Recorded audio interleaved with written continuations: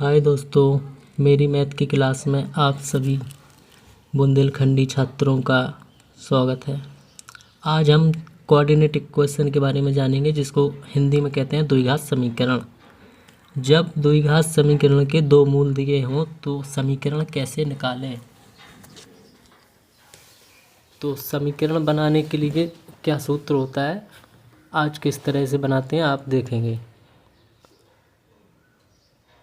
जब द्विघात समीकरण के हमें दोनों मूल प्राप्त हो, यानी कि एक मूल माना कि 6, दूसरा मूल -5 है। ये किसी समीकरण के दो मूल हैं, उन्हीं को मान कहते हैं। मान मूल एक ही चीज़ होती है। और समीकरण बनाना है तो समीकरण बनाने के लिए सूत्र होता है x² माइनस के मूलों का योगफल और x कोष्टक बंद x प्लस एक कोष्टक में मूलों का गुणनफल। ये होता है सूत्र, मूलों का गुणा। चलिए, अब दो मूल हमारे पास प्राप्त हैं और समीकरण निकालना है। तो x² माइनस कोष्टक 6 और प्लस मूलों का जो दोनों 6 और 5 को जोड़ देंगे और x प्लस अब मूलों को गुणा। अब 6 और 5 को दोनों को कर देंगे गुणा। अब बराबर 0। अब x² माइनस के 6 और 6 प्लस के है, माइनस के 5 है तो प्लस का 1 बचेगा और 1 का गुणा x में होगा तो x हो जाएगा प्लस। अब इसमें 6 और 5 का गुणा करेंगे तो 30 आ जाएंगे माइनस के, बराबर 0।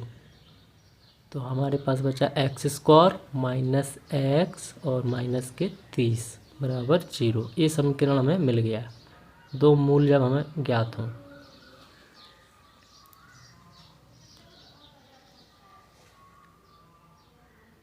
तो अब हमें इस दो जब ये समीकरण दिया गया है तो हमने इस समीकरण से अगर हम मूल कैसे निकालेंगे। अब जब मूल से समीकरण बना लिया, लेकिन जब हमें x² माइनस x माइनस 30 जब समीकरण दिया हो गया हो तो मूल कैसे निकालने हैं। तो समीकरण के अब हम गुणनखंड करते हैं, देखते हैं। गुणनखंड करने पर x² माइनस के 6x प्लस 5 बराबर 30, यानी 30 से हमने x बनाया, 1 बनाया है तो 6 पंचे 30। 6x में से माइनस के 6x में से 5x चले जाएंगे तो 1x बचेगा। इसको इतना लिख सकते हैं। अब इसको कॉमन ले लेते हैं x, तो इसमें बच गया x माइनस 6। अब इसमें प्लस के 5 कॉमन ले लेंगे। अब इसमें हमें प्लस के 5 कॉमन लेना है तो इसमें बचेगा x, अरे थोड़ा x प्लस का निशान ठीक से, ये प्लस का निशान है, x माइनस 6 बराबर 0। तो अब एक कोष्टक में रहेगा x माइनस 6 और इधर x प्लस 6 बराबर 0। तो x माइनस 6 बराबर 0 और एक कोष्टक में हो जाएगा x प्लस 5 बराबर 0। तो x बराबर मान निकलेगा 6 और दूसरा मूल निकलेगा x बराबर -5। ये दो मूल निकल आए। देखो ऊपर वही मूल थे, समीकरण बना लिया। अब समीकरण से हमने जब समीकरण को हल किया तो मूल निकल आए। अब हम इनका मूलों का योगफल तथा गुणनफल भी कैसे निकालते हैं वो भी आपको अभी निकाल के दिखाएंगे किस तरह से। पहले तो ये मूलों से समीकरण निकालना सीख लो, समीकरण से मूल कैसे निकालते हैं ये आप लोग सीख लो।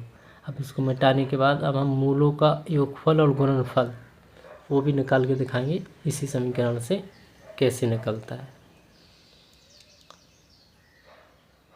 इसको अच्छे से साफ कर लेते हैं ताकि सबसे पहले ले लेते हैं, मान के चले एक द्विघात समीकरण x² माइनस x माइनस 30 बराबर 0 एक द्विघात समीकरण है। अब इस द्विघात समीकरण के मूलों का योगफल तथा गुणनफल निकालना है। तो मूलों का योगफल का सूत्र होता है मूलों का योगफल बराबर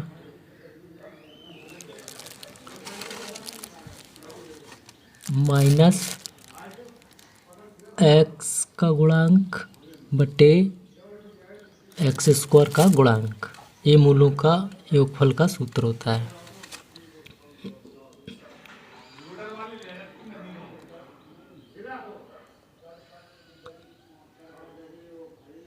तो अब समीकरण से अब x का गुणांक कितना है, x का गुणांक 1 है, तो माइनस x का गुणांक है 1 माइनस के 1 अब बटे एक्स स्क्वायर का गुणांक भी है 1 बराबर, अब 1 का भाग 1 में देंगे तो 1 रहेगा और माइनस का 1 रहेगा।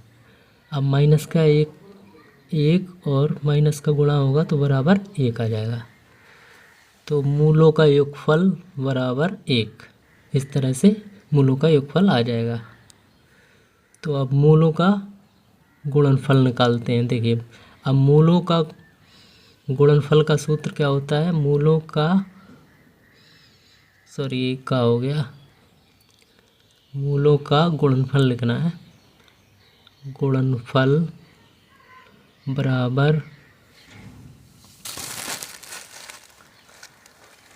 अचर पद बटे एक्स स्क्वायर का गुणांक। ये मूलों का गुणनफल का सूत्र होता है। तो अचर पद है माइनस के 30 बटे, अब मूलों का एक्स स्क्वायर का गुणांक है 1 तो बराबर माइनस के 30। तो मूलों का गुणनफल बराबर 30 आ गया और योगफल 1 आ गया। अब मूलों का योगफल निकालना है तो 1, मूलों का गुणनफल निकालना है तो 30। इस तरह से मूलों का योगफल और गुणनफल आ गया। तो जब द्विघात समीकरण दिया हो तो मूलों का योगफल और गुणनफल इस तरह से आप निकाल सकते हैं।